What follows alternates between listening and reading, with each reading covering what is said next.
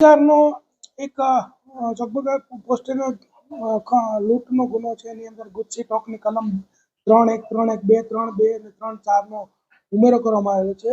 અને એની અંદર જેના વિરુદ્ધ ગુજસી ટોક કરવામાં આવેલ છે આરોપીઓનું નામ છે ઇમ્તિયાઝ ઉર્ફે સદ્દામ ઇકબાલ અને એનો જે બ્રધર કે જે અત્યારે દુબઈ ખાતે રહે છે ફૈઝલ સદ્દામ અને એક સાબિર ગોડિલ. આ લોકો સદ્દામ ગોડિલ નામની ગેંગ ચલાવતા હતા. એના મિત્રોને એ લોકો એમાં ગેંગમાં સામેલ કરતા હતા, ઓર્ગેનાઇઝ ક્રાઇમ કરતા હતા, લોકોને ધાકધમકી આપવી, લોકોની જમીનો ઘસી નાખવી, લોકોના મકાનો જે છે એને જંત્રીની કિંમત આપીને પછી પૈસા નહીં આપવા, આવા અનેક ગરીબ લોકોને એ લોકો રીતસરની લૂંટ ચલાવી હતી, ઓર્ગેનાઇઝ ક્રાઇમ કરતા હતા. એના મિત્રોને પણ સામેલ કરેલા હતા અને આની એક ગેંગ ચાલતી હતી. આ લોકો વિરુદ્ધમાં ખંડણી, ધાકધમકી, છેતરપિંડી, લૂંટ, મારઝૂડ વગેરેના ગુનાઓ દાખલ થયા છે. ટોટલ 2006 થી લઈને અત્યાર સુધીમાં 13 ગુનાઓ આ જે ગેંગ છે એના વિરુદ્ધમાં દાખલ થયેલા છે.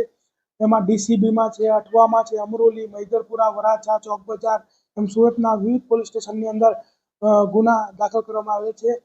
આ લોકો એક સંયુક્ત રીતે ગેંગ ચલાવતા હતા અને એટલા માટે જ એમની સામે ગુજસી ટોક એટલે કે ઓર્ગેનાઇઝ જે ક્રાઇમ સિન્ડિકેટ છે એના વિરુદ્ધ ગુજસી ટોકની કલમ આજે એડ કરવામાં આવેલ છે.